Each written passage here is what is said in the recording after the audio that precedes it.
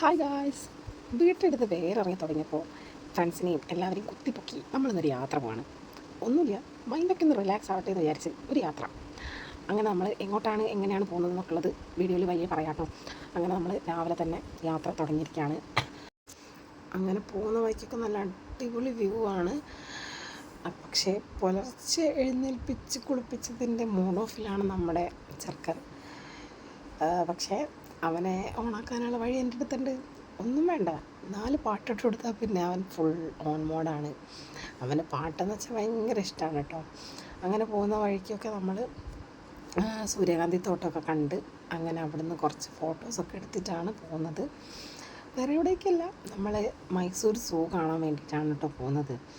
അങ്ങനെ കുറേ ഫോട്ടോസും കാര്യമൊക്കെ എടുത്തിട്ട് നമ്മൾ അവിടുന്ന് തിരിച്ച് യാത്ര തുടരുകയാണ്. പോകുന്ന വഴിക്കൊക്കെ നല്ല അടിപൊളി വ്യൂ ആണ്. നമുക്കിങ്ങനെ കണ്ണിനൊക്കെ ഭയങ്കര കുളിർമയേകുന്ന നല്ല പച്ചപ്പും ഹരിതാഭയാണ്. ശരിക്കും പറഞ്ഞാൽ എനിക്ക് ഈ ഡെസ്റ്റിനേഷനേക്കാളും ഈ ജേണിയാണ് ഭയങ്കര ഇഷ്ടം.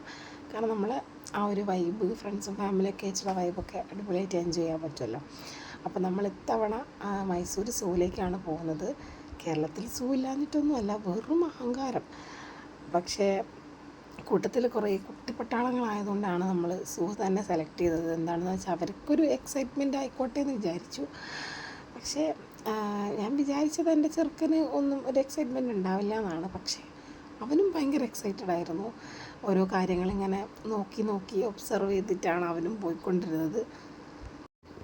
അങ്ങനെ 3 കിലോമീറ്ററിൻ്റെ മുകളിൽ നമുക്കിങ്ങനെ നടന്ന് കാണാനുണ്ട് ഗൈസ്. ഒരുപാട് മൃഗങ്ങളുണ്ട്.